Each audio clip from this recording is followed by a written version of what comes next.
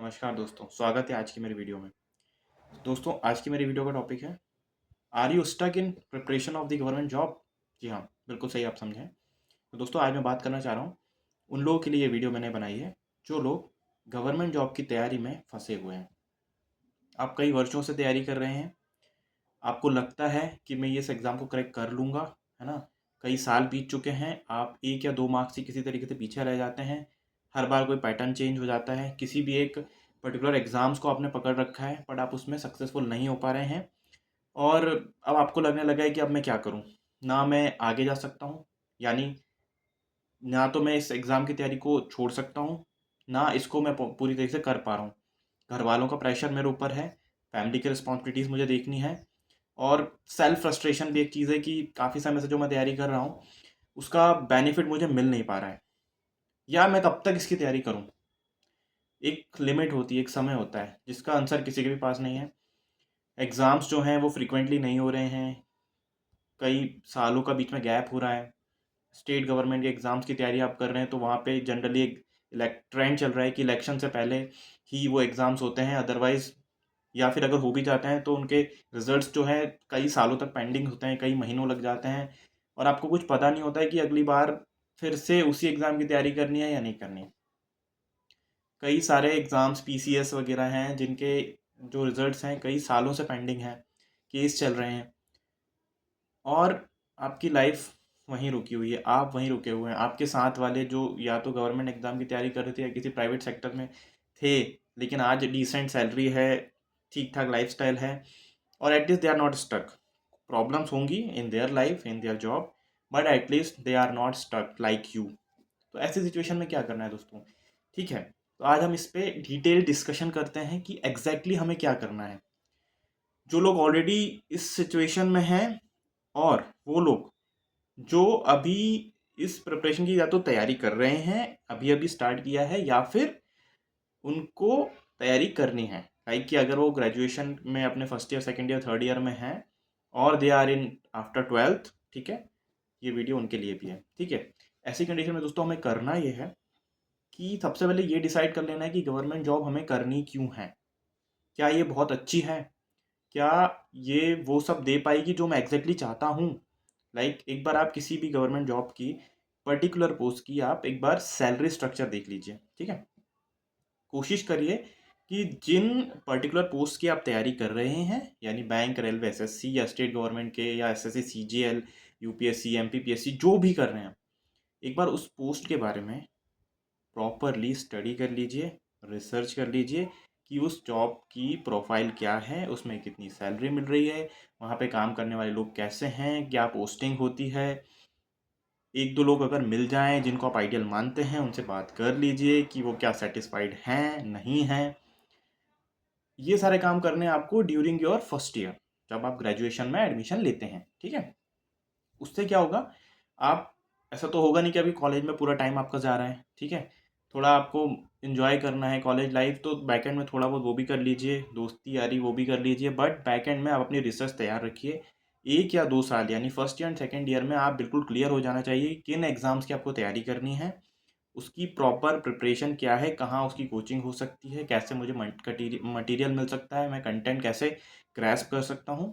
ठीक है, अब आपको ये करना है कि आपको डिसाइड कर लेना है कि मुझे यही एक पर्टिकुलर जॉब करनी है गवर्नमेंट सेक्टर में। ठीक है, और बैक एंड में आपको कुछ कोर्सेज करते रहने हैं, यानी डिप्लोमा कोर्सेज जो गवर्नमेंट एग्जाम्स की तैयारी के ड्यूरेशन में या फिर किसी पर्टिकुलर पोस्ट में रिक्वायरमेंट है, और उस टाइप की पर्टिकुलर जो भी डिग्री, पीजी डिग्री करनी है, वो पूरा आप माइंड में रखिए। ठीक है, तो अब आपके पास 1 या 2 साल होंगे उस एग्ज़ाम की तैयारी करने के लिए। कैसे, अगर आपने सेकेंड ईयर में आपकी तैयारी स्टार्ट की है, तो second year and third year अगर 4 साल का है वो कोर्स, तो 3 साल आपको मिलेंगे, 2-3 साल का है तो 2 साल मिलेंगे। डिप्लोमा कोर्सेज कर रहे हो तो 1 या 2 साल मिलेगा। उस समय पे आप अपना बेस बनाइए। बेस कैसे बनाना है गवर्नमेंट की तैयारी के लिए? सबसे पहले आपको जनरली जो है मैथ्स, रीजनिंग एंड इंग्लिश, 3 जो बेसिक स्ट्रक्चर्स हैं, फाउंडेशन कोर्स होते हैं, जिनके बिना किसी भी गवर्नमेंट एग्जाम को क्रैक करना नेक्स्ट टू इम्पॉसिबल है। ठीक है, आपको इन सब्जेक्ट्स पे धीरे धीरे कमांड बनानी है। आपको ऐसा नहीं करना है कि 1 महीने तैयारी करी आपने, 6 महीने तैयारी करी और आप इन एग्जाम्स में मास्टरी कर लेंगे। देखिए, आपसे तैयारी करने वाले लोग पिछले 5 साल से तैयारी कर रहे हैं, कुछ लोग 10-10 साल से तैयारी कर रहे हैं, उनको आप बीट नहीं कर सकते। ठीक है, बट स्मार्ट स्टडी करके आप उनको बीट कर सकते हैं। तो पहली बात तो टाइम इज़ इम्पॉर्टेंट, आपकी एनर्जी जो है वो इज़ इम्पॉर्टेंट है, ठीक है। तो आपको करना यह है कि ये 3 सब्जेक्ट पे आपको धीरे-धीरे मास्टरी करनी है, बेसिक्स पकड़ने हैं, कोचिंग जाओ, मैथ्स के लिए सेपरेट जाओ, रीजनिंग के लिए सेपरेट जाओ, इंग्लिश कोचिंग, ग्रामर अलग पढ़िए, स्पोकन अलग करिए और इसको फोकस मत बनाइए। देखिए इंग्लिश लैंग्वेज पे आप कमांड करेंगे तो आपको आगे भी कमाएगा, कम्युनिकेशन स्किल्स आपका डेवलप होएगा और आप कॉम्पिटिशन एग्जाम में भी बेटर कर पाएंगे, ठीक है। ये 3 सब्जेक्ट आप बैक एंड में चलते रहने दीजिए, हर घंटे 1 दिन 1 घंटे 2 घंटे आप तैयारी करेंगे, कोई नुकसान नहीं है, कुछ वेस्ट नहीं हो रहा, it will increase your productivity also, ठीक है। आपका कम्युनिकेशन स्किल्स बढ़ेगा, मैथ्स करोगे तो आपका लॉजिकल मतलब लॉजिकल थिंकिंग आपकी बेटर होगी, रीजनिंग करोगे तो आपका आईक्यू लेवल बेटर होगा, ठीक है। अब आप चूंकि अब आप अपने सेकंड ईयर थर्ड ईयर में आ चुके हैं तो अब आपने डिसाइड कर लिया है कि मुझे इस पर्टिकुलर एग्जाम की तैयारी करनी है, ठीक है।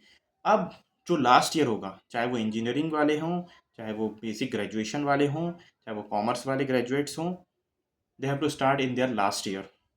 सब भूल जाइए, no any friend, no any relative, no any personal parties, no any birthday, no any marriage anniversaries, no any parties. ये लास्ट ईयर में आपको अपना पूरा दमखम लगा देना है, ठीक है। तब तक आपके पास पूरी रिसर्च हो चुकी होगी कि इस एग्ज़ाम में कैसे तैयारी करनी है, क्या क्या इसका कंटेंट है, क्या इसका सिलेबस है। आपने कुछ लोगों से बात कर चुके हैं ऑलरेडी, आप सेटिस्फाइड हैं कि हाँ ये जॉब मेरे लिए है और मैं इसे कर पाऊँगा, ठीक है। अब आपको लास्ट ईयर में हाँ कॉलेज की आपको बेसिक तैयारी करते रहना है, सेमेस्टर एग्ज़ाम्स हैं आपके, ईयरली एग्ज़ाम्स हैं उनकी तैयारी करिए, लेकिन अब आपका प्राइम गोल जो होगा लास्ट ईयर का वो होगा सिर्फ आपका कंपटीशन एग्ज़ाम, अगर आप गवर्नमेंट जॉब की तैयारी कर रहे हैं तो, ठीक है। अब ये रहेगा कि आपको इसमें और ज़्यादा आप दिमाग नहीं लगाना है, ठीक है। अब आप अपने लास्ट ईयर में जब हैं तो अब आपका पूरा जब फोकस आपकी कंपटीशन एग्ज़ाम की तैयारी पर है तो 1 साल और ग्रेजुएशन ख़त्म होने के दूसरा साल, ये 2 साल पे आपको बहुत ही ज़्यादा फोकस करना है दोस्तों, क्योंकि इससे ज़्यादा अगर आपने किसी एग्जाम के किसी सिलेबस पे फोकस किया that is useless, that is worthless, ठीक है। इतना सिलेबस नहीं है कि आपको उसको 5 साल तक पीएचडी करनी है या आपको कोई पंचवर्षीय योजना है और उसकी तैयार आप तैयारी करनी है, बिल्कुल ऐसा कोई सिलेबस नहीं है। अगर आपने लास्ट ईयर में कॉलेज के सीरियसली पढ़ाई कर ली है and after completion of your graduation 1 साल और में अगर आप पूरी तरीके से इस पर फोकस करके तैयारी करते हैं तो कोई भी एग्जाम का सिलेबस ऐसा नहीं है कि आपको मतलब और कुछ साल चाहिए। अब होगा ये कि या तो कॉलेज के लास्ट ईयर ड्यूरेशन में अगर आप प्रैक्टिस सेट वगैरह लगा रहे हैं तो आपको पता चल जाएगा कि मेरे मार्क्स कैसे आ रहे हैं, लेकिन आप फाइनल एग्जाम्स अटैम्प्ट नहीं कर पाएंगे, क्यों? क्योंकि ग्रेजुएशन कंप्लीट होना ज़रूरी है। तो अब आप अपने कंप्लीशन ऑफ ग्रेजुएशन के दौरान आप अपना पहला अटैम्प्ट देंगे किसी भी एग्ज़ाम का, यानी जो भी आपकी तैयारी कर रही है, पहली बार में नहीं होगा सिलेक्शन भाई। आप बहुत लकी हैं, बहुत प्रिविलेज्ड हैं, बहुत ही ज़्यादा अच्छी तैयारी करी है, बेसिक आपका शुरू से अच्छा रहा है, पहली बार में आपका एग्ज़ाम शायद निकल जाए, पहली बार में एग्ज़ाम नहीं निकलता। एंड वो कोई अटैम्प्ट नहीं है, दैट इज़ जस्ट कि आपने प्रयास किया है, ठीक है। अब आपको एनालाइज करना है कि उस एग्ज़ाम में मैंने जो अभी तक तैयारी करी थी और जो एक्चुअल में एग्ज़ाम में मैंने मार्क्स अटेंड किए हैं, या उस पूरे एग्ज़ाम का एनालिसिस एक कॉपी लेके पेन से आप उस पर मैंशन करिए, मेरी पूरी जर्नी में मैंने ये किया, इस एग्ज़ाम में मैंने ऐसे स्टार्ट किया, ताकि नेक्स्ट टाइम जब आप इम्प्रूवमेंट की बात करेंगे तो उसको एक बेस बनाएंगे, ठीक है। हमारा इंप्रूवमेंट तभी होगा ना जब हमारे पास कोई प्रीवियस डेटा होगा, तो उस डेटा के बेस पे हम नेक्स्ट एग्जाम की तैयारी करेंगे। तो अब क्या हो गया, आपने सपोज कि आफ्टर कंप्लीशन ऑफ ग्रेजुएशन ये अटेम्प्ट किया, अब आपके पास एक डेटा हो गया कि इस एग्जाम पे क्या आ रहा है और कैसा नहीं आ रहा और मैं उसमें कैसा कर पा रहा हूँ, परफॉर्मेंस क्या है मेरा, ठीक है। अब आपको करना यह है कि अब जो आपकी कमियां हैं उस पर आपको काम करना है, क्यों? क्योंकि आपने जो बेस बनाया है उसमें तो कोई कमी नहीं छोड़ी, आपने पूरी तरीके से मेहनत की है, ठीक है। पर कमी कहाँ रह गई, अब आपको पता चला कि मैंने इस एग्जाम में ये किया था, इंग्लिश में मैंने बहुत ज़्यादा ध्यान दी थी जिसकी ज़रूरत नहीं थी, उसका वेटेज इतना नहीं था, मैथ्स मैंने थोड़ी किसी पर्टिकुलर सब्जेक्ट में वीक रह गई, और किसी और पर्टिकुलर सब्जेक्ट में भी आपको देखना पड़ेगा कि आपने क्या किया है, ठीक है। अब मान लीजिए कि नेक्स्ट ईयर एग्ज़ाम आया एंड आपने अटेम्प्ट किया, सिलेक्ट हो गए तो ये टॉपिक ख़त्म, वीडियो ख़त्म, और सेलेक्ट नहीं हुए तब ये वीडियो फिर से चालू रहेगी, ठीक है। तो आपको ये करना है कि अब अपना और समय बर्बाद नहीं करना, ठीक है। एक और अटेम्प्ट मिलने के बाद भी अगर आपका सिलेक्शन नहीं होता है, यानी after completion of your graduation और if you are doing post graduation, सिर्फ 2 साल, यानी 1 साल तो आपको मैंने बोला ही है कि करनी ही करनी है तैयारी, चाहे कुछ भी हो जाए, दूसरी चीज़ को हाथ भी नहीं लगाना। दूसरे साल में अगर वो ड्यूरिंग द ईयर अगर आपका एग्ज़ाम हो जाता है और अगर आप उसमें सफल नहीं होते हो, ठीक है, तो अगर ग्रेजुएशन आपका 2000 आपकी 21 साल की उम्र में हो गया है, तो 21-22 मैक्सिमम 23 साल कि आपको लग रहा है कि यार ये एग्ज़ाम बार बार आ रहा है और मैं बहुत क्लोज हूँ, मैं बहुत दूर नहीं हूँ सिलेक्शन के, टेक दैट 1 ईयर ऑल्सो, ठीक है। या अगर पीजी कर लिया है, 23 ईयर्स ओल्ड हैं आप, तो 25 ईयर्स मैक्सिमम। अब आपको ये करना है कि आपको कोई जॉब पकड़ लेनी है, चाहे वो कॉन्ट्रैक्चुअल जॉब मिल रही हो, किसी गवर्नमेंट जॉब, या बेहतर होगा कि आप जिस फील्ड में तैयारी कर रहे हो और उसी से रिलेटेड आपको कोई जॉब मिल जाए, then it is well and good. क्या होगा इससे, क्योंकि आपका बेस बना हुआ है, आपने ऑलरेडी तैयारी अच्छी कर रखी है। अब आपको और ज़्यादा बहुत पढ़ने की ज़रूरत नहीं है, आपको रिविजन्स करने हैं, रिविजन ओवर रिविजन करने हैं। दिन में जॉब करिए, शाम को 2 घंटे पढ़ाई करिए, आपकी तैयारी हो जाएगी, ठीक है। उससे ये प्रेशर ये वो नहीं क्रिएट होगा कि आपका पहले तो फैमिली प्रेशर खत्म हो जाएगा, आपकी कुछ अर्निंग्स होने लगेगी, ठीक है, रिलेटिव का प्रेशर्स खत्म होगा, ठीक है। और आपको इतनी तैयारी की अब ज़रूरत नहीं है कि आपको पूरा दिन बैठ के पढ़ना है, आप क्योंकि एक ही कंटेंट पढ़ पढ़ के बोर हो जाओगे, ठीक है। तो जब आप जॉब कर रहे होगे तो आपका क्या हो जाएगा, एटलीस्ट वहाँ पे एक्सपीरियंस आपका काउंट हो रहा होगा, ठीक है।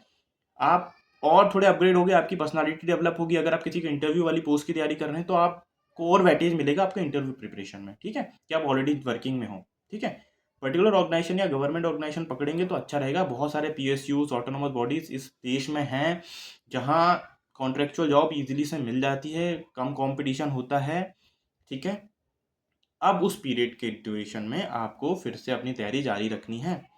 अब आप चाहें, आपकी मर्जी है, 1 साल तैयारी करें, 2 साल तैयारी करें, या आपको जब लगने लगे कि यार मतलब रिजर्वेशंस और मैं अगर जनरल कैटेगरी में हूँ एंड बहुत कंपटीशन बढ़ रहा है, एंड तब तक आपको ये रियलाइज़ हो जाएगा कि वो जॉब मुझे करनी भी है या नहीं, उसके बाद भी लगता है कि यही जॉब करनी है और यही तैयारी करनी है, करते रहिए अप टू 30th अगर जनरल कैटेगरी के हों, 33 अगर ओबीसी के हों, 35 अगर SC ST कैटेगरी के हैं।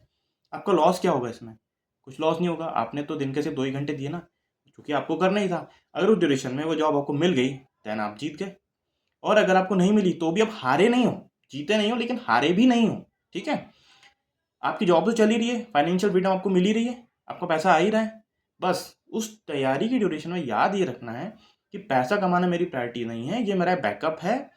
और मैं अगर बिना इस जॉब की तैयारी करता और 5 साल लगा देता, तब मेरे हाथ में आज कुछ भी नहीं होता।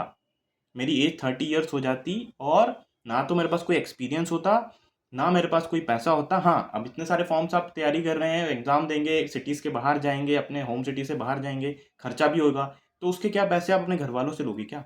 कुछ सोचो, जब आप उसका खर्चा आप खुद उतारो, कोचिंग पढ़ाओ, ट्यूशन दो, एक्टिव रहो। कम से कम 23-24 साल के बाद से कमाना अगर शुरू कर लोगे ना, तो बर्डन नहीं आएगा। और अगर जॉब नहीं लगी तो प्रोबेबिलिटी के हिसाब से तो कोई गारंटी है भी नहीं। अगर 1 लाख लोग कुछ 10,000 सीट्स के लिए अप्लाई कर रहे हैं, तो 10,000 लोगों के बाद जो बचे हुए 19, इतने लोग जो बचे हैं 9,000 समथिंग, उनकी ज़िंदगी का क्या? तो गारंटी तो है ही नहीं ना सिलेक्शन की। तो आपको सिर्फ इतना ध्यान रखना है कि आपकी तैयारी जो है वो आपके लिए डेड एंड ना बन जाए। अब इस और वीडियो इससे रिलेटेड वीडियो सब्जेक्ट पे कुछ और बात करनी होगी, I will make the separate video. आप मुझे कमेंट करके बताइए कि एग्जैक्टली और क्या आप डिस्कस करना चाहते हैं। आपके कमेंट्स को देख के मैं इस पर और वीडियोस बनाऊंगा। जय हिंद।